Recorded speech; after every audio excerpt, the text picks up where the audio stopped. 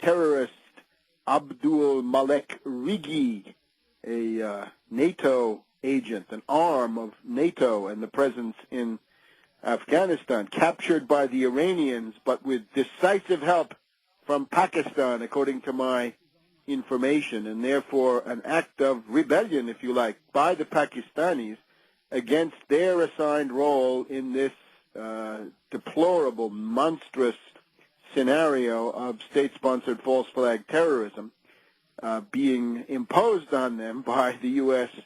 and the British. So that's one of them. You can see that, and that is showing actually today, Friday, the 25th of February, because this Rigi has started talking and confirms pretty much what I said in the analysis, that he was getting money from the CIA. We'll get to this in just a minute. I've also taped the Crosstalk program on Monday. So when you hear this on Monday the 28th, I guess it is, not so sure on the date.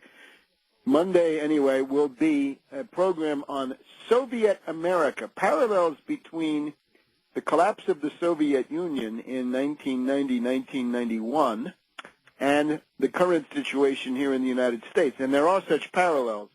That would be Monday, March 1st, actually. And that means that today is Friday, the 26th of February. Sorry about that. So Monday, March 1st, you can see Crosstalk with Peter Lavelle, repeated every 2 hours on Russia Today. You can also see it at the Russia Today website.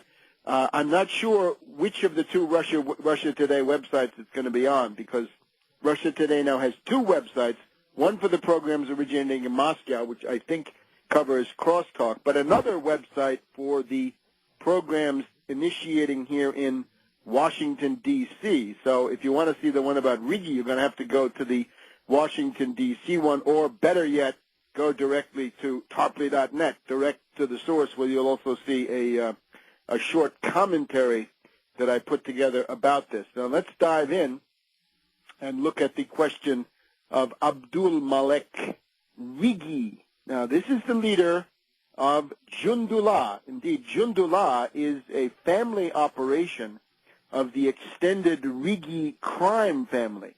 The Rigi family has infested the border between Pakistan and Iran, and that's Baluchistan on both sides, for decades. The father of these two brothers, who are now in Iranian custody, was a well-known royalist supporting the Shah. They don't get along too well with the regimes on either side, and therefore they go to work for CIA, MI6, the usual suspects, and indeed for NATO, and I think that's the interesting thing. So the story this week coming from the Iranians was that Abdul Malek Rigi was cavorting in Dubai, which of course is a hot corner of the world these days from many points of view. He was trying to get from Dubai to Kyrgyzstan, and he flew over Iranian airspace in an airplane, and the Iranians scrambled jets and forced his plane to land in Iran, at which point Rigi was taken into custody. Now, this is a dramatic story. It sounds like what Oliver North did to an Egyptian airliner that was going from Egypt to Tunisia, most likely, back in 1985. This is in the wake of the Achille Lauro case, the Klinghoffer murder, and Abu Abbas, the perpetrator of this action from the Palestinian side, was going from Egypt over to someplace in the Maghreb, and then Oliver North sent U.S. carrier aircraft and forced this plane down in Sigonella, Sicily, where we had that famous standoff between the Italian Carabinieri and the U.S.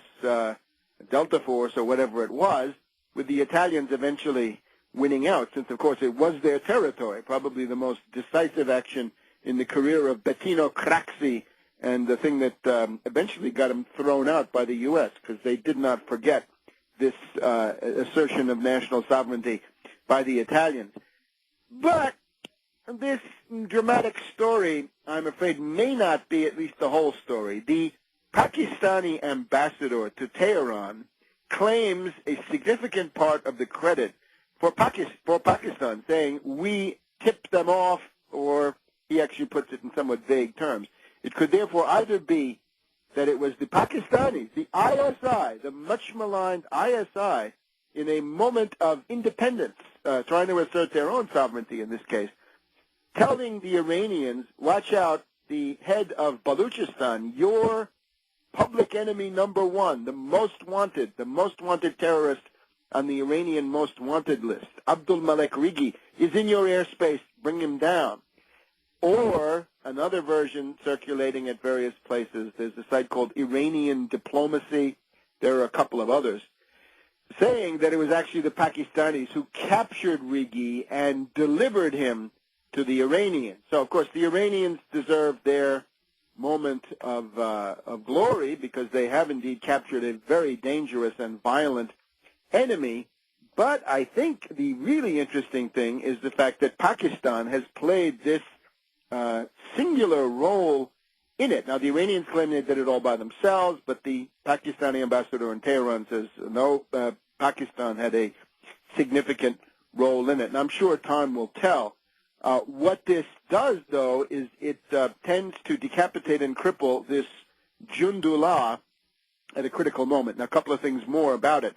Jundullah, you'll remember, last October 18th, was the organization claiming credit for a bombing in the city of Pishin in Iranian Baluchistan. 40 to 50 killed, including 2 or 3 top generals, national commanders of the Pastaran Revolutionary Guard. Previous to that, Jundullah's claim to fame is the blowing up of a Shiite mosque, killing 25 people. The important thing there is that Jundullah is Sunni, the Iranian regime, of course, Shiite, so it's ethnic and religious at the same time. So Jundullah is a twofer in that sense, right? It's a religious and ethnic rebellion, and it's on both sides. If you get the Baluchistan riled up and in insurrection, then you've essentially carved Pakistan and Iran. So 2 enemies for the price of 1. And the price, of course, is money. Seymour Hersh, writing in the New Yorker, points out that some years ago that Jundullah is part of the apparatus of regime change and subversion in Iran maintained by the United States to the tune of $400 million. The Daily Telegraph of London has confirmed all that, and so has Brian Ross of ABC News concerning Rigi himself, Abdul Malek, now in jail, and talking, too, because you can see his films are on Russia Today all day, today, Friday. Rigi is reported by the Iranians to have met Yap Dehoop Sheffer, the former Secretary General of NATO, but he met him at the time that Yap Dehoop Sheffer was the Secretary General of NATO. Whether he's met this new guy, Fogh Rasmussen of Denmark, not known, but why not? And Rigi has consorted and connived with NATO generals in Afghanistan. And I guess the question is, does that include McChrystal? This would be right up McChrystal's alley. He, of course, a special ops, covert ops hand from Iraq, by all odds the creator of Al-Qaeda in Iraq. Did he meet, did McChrystal meet Rigi? It is a big, big deal, and we'll be back in a minute.